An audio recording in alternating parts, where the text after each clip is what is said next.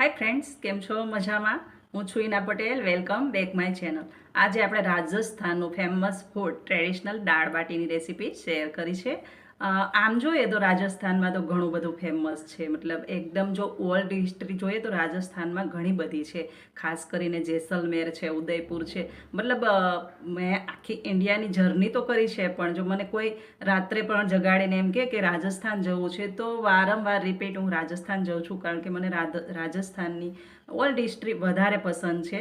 તો એવી જ આપણે આ રાજસ્થાનની ટ્રેડિશનલ રેસીપી દાળ બાટીની શેર કરી છે. તમને બધાને ચોક્કસથી ગમે તો શેર કરી દેજો, અને હા, ચેનલ પર જો નવા હોય તો સબસ્ક્રાઈબ કરી લેજો. સબસ્ક્રાઈબ કરો ને ત્યારે નોટિફિકેશન ઓલ દબાવજો, જેથી કરીને મારી નવી રેસીપી હું અહીંયાથી શેર કરું તે તમને તરત જ મળે. તો ફ્રેન્ડ્સ, પહેલાં તો દાળ બાટી માટે આપણે મગની દાળ લીધેલી છે. 1 કપ અહીંયા મગની દાળને એકદમ સરસ સાફ પાણી આપણે ધોઈ લઈશું. ધોઈને પછી આને કુકરમાં આપણે એડ કરી દઈશું. ઘણું પણ ડસ્ટ હશે એ બધું નીકળી જશે, એટલા માટે આને સાફ કરવી જરૂરી છે. હવે આ રીતે ધોઈ અને કુકરમાં એડ કરી દઈશું. ઉપરથી જો 3 કપ આપણે પાણી એડ કરી દઈશું. 1 કપ આપણે જો દાળ લીધેલી છે તો એનું 3 ગણું આપણે પાણી પણ એડ કરી દઈશું. હા, પાણી જરૂર પછીથી પડે તો એડ કરી શકો, પણ વધારે પડતું જો પાણી કુકરમાં એડ કરી દઈશું ને તો કુકર સીટી થતી વખતે ઉભરાવાની શક્યતા રહે. હવે અહીંયા થોડું નમક એડ કર્યું છે, થોડી એવી હળદર અને ઓઇલના 2-4 ડ્રોપ્સ એડ કર્યા છે. કુકરને 2 વિસલ આપણે થવા દઈશું, અને ત્યાં સુધીમાં આપણે બારીક બીજું જે કટ કરવાનું છે, ટામેટાં છે, ઓનિયન છે, અને એવી જ રીતે મરચી પણ, સ્પાઇસી મરચી આવે છે એ પણ. તો ટામેટાં, ઓનિયન ને મરચી આ રીતે એકદમ ઝીણું ઝીણું ચોપરમાં પણ ચોપ કરી શકો ને હાથથી પણ કાપી શકો. આના માટે દાળનો આપણે જ્યારે વઘાર તડકો લગાવીશું ત્યારે આ બધી સામગ્રી એની અંદર આપણે એડ કરી દઈશું. તો અહીંયા ઓનિયન, ટામેટાં અને મરચી બરાબર આપણે કટ કરી લીધા છે. બીજી બાજુ આપણું કુકર છે એમાં દાળ પણ એકદમ સરસ બફાઈ ગઈ છે, અને હવે આની અંદર આપણે ઉપરથી પાછું પાણી એડ કરી શકીએ. મતલબ આ દાળ છે ક્વોન્ટિટી થોડી 2 જણ માટેની વધારે છે. જો આટલી દાળ 1 કપ દાળ બનાવશો તો 5 થી 6 જણ આરામથી તમે ખાઈ શકશો. એટલે આ રીતે 2 ગ્લાસ ઉપરથી આપણે પાણી એડ કર્યું છે, અને આ દાળને આપણે ફેટવાની બિલકુલ નથી. આ જ રીતે ચમચા વડે થોડી એવી મિક્સ કરી દઈશું. જોઈ શકો છો આ રીતે દાણો આખો ભાગો રહેવો જોઈએ. ત્યાર પછી કુકરને નીચે ઉતારી લઈશું અને તડકા માટેની તૈયારી કરીશું. તો થોડું એવું આમાં ઓઇલ મૂકેલું છે, ત્યાર પછી એક સૂકું મરચું છે, એક ફૂલ છે, અને એવી જ રીતે આપણે આખું જે જીરું આવે છે, જીરું છે, અને હિંગ એડ કરી અને આપણે આ દાળને વઘાર માટેનું જે ઓનિયન છે, ટામેટાં છે અને મરચી છે બધું એડ કરી દઈશું. ને બારીક લસણને અમે 8 થી 10 કળીને એકદમ બારીક સમારેલું છે એ પણ આની અંદર એડ કરી દઈશું. થોડું એવું લસણ સતળાય ત્યાર પછી આપણે હળદર એડ કરી દઈશું, અને એ જ રીતે આપણે જે કટ કર્યા છે ઓનિયન છે, ટામેટાં છે, મરચી છે એડ કરી દઈશું. અને આ બધું બરાબર સતળાય ને ત્યાર પછી આપણે ટામેટાં એડ કરી દઈશું. અને આમાં એક ઇંચ આદુનો ટુકડો પણ આ રીતે આપણે ખમણીને એડ કરી દઈશું. એકદમ સરસ, એકદમ ટેસ્ટમાં એવરેસ્ટ આ દાળ બને છે, અને હા, આને રાઈસ સાથે પણ ખાવાની ખૂબ જ મજા આવે છે. અહીંયા તમે જો પંચકોટી દાળ બનાવવા માંગતા હોય તો આ જ રીતે બાફી અને બનાવી શકો. હવે ટામેટાં એડ કરી દીધા છે, ત્યાર પછી આપણે થોડું એવું નમક પણ એડ કરી દઈશું, એટલે ટમેટાં એકદમ જલ્દીથી આપણે ગળી જાય. હવે આ રીતે નમક એડ કરી દઈશું. ત્યાર પછી ધાણા જીરું અને લાલ મરચું. હવે અહીંયા તમે આને જેટલું સ્પાઇસી બનાવવા માંગતા હોય એ રીતે તમે મરચું એડ કરી શકો, કારણ કે આમાં મરચી પણ આપણે પહેલેથી જ એડ કરેલી છે. બધું બરાબર એકદમ ઇવનલી તેલ છૂટું પડે અને એકદમ એકરસ થાય એવું લાગે ત્યાર પછી આપણે જે દાળ છે કુકરની અંદર જે આપણે બાફી એ દાળ આની અંદર આપણે એડ કરી દઈશું. હવે જો આ દાળને તમે બીજી રીતે પણ બનાવી શકો. દાળ જ્યારે બાફવા મૂકીને એ વખતે તમે ટામેટાં છે, ઓનિયન છે, મરચી છે, આદું છે બધું અંદર એડ કરી અને દાળ બાફી અને ઉપરથી આપણે તડકા પેનની અંદર તડકો કરીએ એ રીતે રાઈ, જીરું અને હિંગનો વઘાર દઈ અને તમે વઘાર પણ કરી શકો. તો ઓલમોસ્ટ આપણી દાળ તૈયાર છે. થોડો એવો ટેસ્ટ કરી લઈએ. ટેસ્ટ અકોર્ડિંગ થોડી કંઈ મસાલાની જરૂર લાગે, મતલબ નમક ઓછું હોય તો આ ટાઈમે તમે એડ કરી શકો. તો દાળ તો બિલકુલ તૈયાર છે. હવે આપણે બાટીની તૈયારી કરી લઈએ.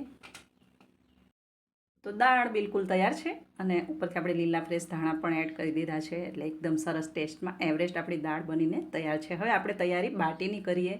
તો બાટી બનાવવા માટે ઘઉંનો જે જાડો લોટ આવે છે, મતલબ ભાખરી માટે તમે દળાવતા હોય એ લોટ લીધેલો છે. અહીંયા આપણે સૂજી બિલકુલ એડ નથી કર્યો. 2 કપ ભરીને આ જાડો લોટ છે એમાં આપણે નમક ટેસ્ટ અકોર્ડિંગ એડ કરી દઈશું. અને હા, અહીંયા 5 ચમચી મેં ઘી પણ એડ કર્યું છે. તો ગાયનું એકદમ શુદ્ધ આપણે ઘી છે એ પણ એડ કરી દઈશું. ગાયનું હોય, ભેંસનું હોય, કોઈ પણ ઘી ચાલે, પણ ઘી એડ કરવું જરૂરી છે કારણ કે બાટીમાં ઘીનો ટેસ્ટ એકદમ સોણો આવે છે, એટલા માટે ઘી એડ કરવું જરૂરી છે. તો ઘીનું જ મોણ દેવું. આ રીતે બરાબર આપણે આ છે લોટ છે અને ઘી સાથે એકદમ ઇવનલી મિક્સ કરી દઈશું. અને ત્યાર પછી હાથમાં થોડું થોડું પાણી લઈ અને આ લોટને એમને કણક એવો બાંધવાનો છે. ભાખરી બનાવીએ એ રીતનું આ લોટને બાંધવાનો. અને હા, લોટ જ્યારે મોણ નાખો ઘીનું અને નમક નાખો એ ટાઈમે તમારે સોડા એડ કરવાના છે. મતલબ થોડા એવા સોડા મેં ચમચી ભરીને બતાવેલી છે એ રીતના આપણે સોડા થોડાક એવા આપણે જે ભજીયાની અંદર તમે ઉપયોગ કરતા હોય એ સોડા પણ એડ કરવાના છે, જેથી કરીને બાટી એકદમ સરસ પોચી બને છે. હવે આ રીતે કઠણ આપણે લોટ બાંધી લીધો છે. અને હવે આના આપણે 5 કે 6 જે પણ બાટી બને એ રીતના આપણે પેડા બનાવી લઈશું. અને ત્યાર પછી બાટી એકદમ હાથથી આ રીતે આપણે ગોલ ગોલ કરીને બનાવી લઈશું. અને આની પર આ દરાર છે એ તો રહેશે જ, કારણ કે આપણે લોટ એ રીતનો બાંધ્યો છે અને આમાં મોણ પણ આપણે ઘીનું ઘણું બધું એડ કર્યું છે અને સાથે આપણે ખાવાના સોડા પણ એડ કર્યા છે. તો ઉપરનું જે ટેક્સચર છે એકદમ દરારવાળું એ તો રહેવાનું જ છે. અને એનાથી જ બાટીનો લુક ખૂબ જ સરસ આવે છે. તો ઓલમોસ્ટ આપણી 7 બાટી બનીને તૈયાર છે. તો 2 કપ લોટ હશે તો આરામથી તમે 2 કે 3 જણ ખાઈ શકશો એટલી બાટી બની જશે. અને હવે આને આપણે બેક કરવાની છે. તો એના માટે આપણે કોઈ એવું ઓવન નથી કે કોઈ એવું કુકર નથી. આપણે આને જે બેક કરશું એ કડાઈની અંદર કરશું. તો આગળની પ્રોસેસ હું તમને બતાવીશ કે કઈ રીતે આ બાટીને આપણે કડાઈની અંદર બેક કરી શકીએ. તો આ રીતે એક જાડા તળિયાવાળી કડાઈ લેવાની છે અને ઉપરથી આ રીતે કાણાવાળી ચાળણી. અને ચાળણીને પણ એકદમ સરસ ઘીથી આપણે ગ્રીસ કરી લઈશું, જેથી કરીને આપણે જ્યારે બાટી કાઢીએ એ વખતે બાટી ચોટે નહીં. અને આને આપણે 20 મિનિટ માટે કૂક કરવાની છે. તો આ રીતે આપણે બધી જ બાટીને આમાં જે રીતે આવે એ રીતે ગોઠવી દઈશું અને થોડી થોડી જગ્યા પણ વચ્ચે વચ્ચે રહેવા દઈશું. એટલે આ રીતે બાટીને ઢાંકી અને હવે આને 10 મિનિટ માટે આપણે આ રીતે કૂક કરી લઈશું. અને હા, એક ટિપ્સ કે અહીંયા તમારે છે ને ગેસની જે ફ્લેમ હોય એ ફ્લેમને એકદમ હાઈ પર રહેવા દેવાની છે. હાઈ ફ્લેમ પર 10 મિનિટ આને આમ જ કૂક કરી દેવાની છે ને ત્યાર પછી જ તમારે આ ઢાંકણને ખોલવાનું છે. ઢાંકણ ખોલ્યા પછી આ રીતે બાટીને આપણે ઉપરથી ઘી લગાવી અને ગ્રીસ કરી લઈશું, જેથી કરીને એકદમ સરસ આમાં જે બ્રાઉનનેસ આવે ને તો એકદમ મસ્ત કલર આવે. એટલા માટે આપણે ઉપરથી ઘી લગાવી દઈશું અને ત્યાર પછી આને આ રીતે પલટાઈ દઈશું. હા, પલટાવો ત્યારે થોડું ધ્યાન રાખવું, કારણ કે હા, બાટી છે ખૂબ જ ગરમ હોય છે. એકદમ શાંતિથી આ બાટીને આપણે પલટાવવાની છે. અને પછીથી પાછું આપણે આગળ 10 મિનિટ કૂક કરી અને હવે પાછું આપણે આને ઢાંકી અને પાછી 10 મિનિટ આને કૂક કરવાની છે. મતલબ ટોટલ 20 મિનિટ અને હાઈ ફ્લેમ. જો ટોટલ 20 મિનિટ હાઈ ફ્લેમ પર આ રીતે કૂક કરશો એટલે આ જે મારી બાટી છે એવી જ તમારી બાટી બની જશે. અને વચ્ચે ખોલવાની પણ જરૂર નહીં પડે, કારણ કે હું તમને જે ટાઈમ કહું છું એ પરફેક્ટ કહું છું. તો આ રીતે ઢાંકીને પાછી આપણે 10 મિનિટ આને થવા દઈએ. જોઈ શકો છો 10 મિનિટ બાદ એકદમ સરસ ઉપરથી પાછું આપણે થોડું એવું ઘી લગાવી દઈશું. એકદમ સરસ આપણી બાટી છે ને એ પોચી રૂ જેવી ને ઉપરથી કરંચી કરંચી બની છે. એટલે ખાવાની એકદમ મજા આવી જાય એવી આ બાટી બની છે. તો હવે આ બાટીને આપણે બહાર કાઢી લઈશું. જોઈ શકો છો એકદમ સરસ આટલી એવી બ્રાઉનેસ આવી છે. અને ખૂબ જ આ જે દરાર હતી ને ત્યાંથી એકદમ સરસ ફૂલીને આપણે જે સોડા એડ કર્યા છે ને એના લીધે બાટી ફૂલી ગઈ છે. ને અંદરનું ટેક્સચર પણ તમે જોઈ શકો છો એકદમ સરસ દાણેદાર છે. તો માત્ર ઘઉંના જ લોટમાંથી આપણે બનાવી છે, સૂજી બિલકુલ એડ કર્યો નથી. અને આ રીતની બાટી આપણી બનીને તૈયાર છે. હવે એક બાટીને આપણે આ રીતે મિક્સર જારની અંદર ક્રશ કરવાની છે. શા માટે? કે ચૂરમા માટે. કારણ કે રાજસ્થાનમાં મોસ્ટ ઓફ દાળ બાટી ચૂરમા સાથે બનાવવામાં આવે છે. એટલા માટે આ રીતે આપણે ચૂરમું પણ આનું બનાવીશું અને આ બધી બાટી આપણે આના પર રાખી દઈશું. તો ફ્રેન્ડ્સ, પરફેક્ટ માપ અને પરફેક્ટ ટાઈમ સાથે તમને આ રેસીપી બતાવી છે. જે બાટી છે એ તમારે 20 મિનિટ, માત્ર 20 મિનિટ જ આને બેક કરવાની છે અને હાઈ ફ્લેમ રાખવાની છે. 20 મિનિટમાં બેક થઈ જશે. તો આ રીતે બાટી બની ગઈ છે અને આપણે ચૂરમું પણ બીજી બાજુ ક્રશ કરીને તૈયાર છે. તો હવે આપણે આમાં છે ને તડકા માટે નહીં, પણ જ્યારે ચૂરમું આપણે બનાવીએ એના માટે થોડા એવા ડ્રાય ફ્રૂટ આપણે રોસ્ટ કરવાના છે. એટલા માટે આ થોડું એવું ઘી મૂકી દઈશું અને પછી એની અંદર આ ડ્રાય ફ્રૂટ્સ છે ને એ બધા થોડા એવા રોસ્ટ કરી લઈશું. તો આની અંદર માત્ર 2 ચમચી ઘી મૂકી અને પછી આ આપણે કાજુ છે, બદામ છે અને સાથે કિસમિસ છે, બધું રોસ્ટ કરી લીધું છે. ત્યાર પછી ચૂરમું એડ કરી દેવાનું છે. ચૂરમું એડ કરો ને પછીની ગેસની ફ્લેમ બંધ કરી દેવાની છે. અને ચૂરમાની અંદર મીઠાશ જોશે તો મીઠાશ માટે તમે મિશ્રી પણ લઈ શકો અને ખાંડ પણ લઈ શકો. તો મેં અહીંયા મિશ્રી એડ કરી છે. અને આ સ્વીટમાં પણ માપતાલ હોય છે. તો જો 1 કપ આપણું ચૂરમું હોય ને તો અડધી કપ તમારે દળેલી ખાંડ અથવા તો દળેલી મિશ્રી લેવાની છે. આ રીતે આપણે એડ કરી દીધી છે ને એકદમ પરફેક્ટ આ મીઠાશવાળું બની જશે. અને ત્યાર પછી આ રીતે આપણે સર્વ કરી દઈશું.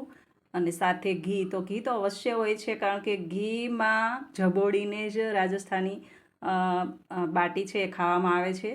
તો જો તમે ઘી ખાતા હોય તો વધારે સારું, ન ખાતા હોય તો એમ બી તમે કોઈ ડીશની અંદર ચોળી અને ઉપરથી દાળ નાખી અને ખાઈ શકો. પણ હા, ચૂરમામાં ખૂબ જ એવો ટેસ્ટ હતો અને ખૂબ જ ભાવ્યું ચૂરમું. તો ખાસ કરીને રાજસ્થાનની આ પ્રસિદ્ધ દાળ બાટી છે અને ખૂબ જ એવી ટેસ્ટી આ બાટી બની હતી, કારણ કે આની પૂરી પ્રોસેસ આપણે ઘીમાં જ કરી છે. તો આપણે જે રૂટિન ડીશ બનતી હોય એનાથી આ ઘીમાં બન્યું છે તો થોડું ડિફરન્ટ લાગે અને સ્વાદમાં પણ એકદમ સરસ ડિફરન્ટ. અને જોઈ શકો છો એકદમ સરસ પોચી છે. તો આ રીતે જો સોડા થોડો એવો એડ કરી દેશો ને તો ખૂબ જ સરસ પોચી તમારી દાળ બાટી પણ બનશે. અને આ રીતે સર્વ કરી દેશું. તો ફ્રેન્ડ્સ, કેવી લાગે છે તમને આ એકદમ ટ્રેડિશનલ દાળ બાટીની રેસીપી? જો ગમે તો વધુમાં વધુ શેર કરજો. અને હા, ચેનલ પર તમે નવા આવ્યા હોય તો વારંવાર કહું છું કે સબસ્ક્રાઈબ કરી લેજો, જેથી કરીને મારા કોઈ પણ વિડીયો, કોઈ પણ રેસીપી અહીંયાથી હું શેર કરીશ ને તો તમને તરત જ મળી જશે. છે ને એકદમ મસ્ત, જબરજસ્ત, જોઈને જ ખાવાનું મન થઈ ગયું ને એવી આ દાળ બાટીની રેસીપી. અને ફરી પાછા આપણે મળતા રહીશું અવારનવાર નવી નવી રેસીપી સાથે. ત્યાં સુધી આવજો. Thank you for watching.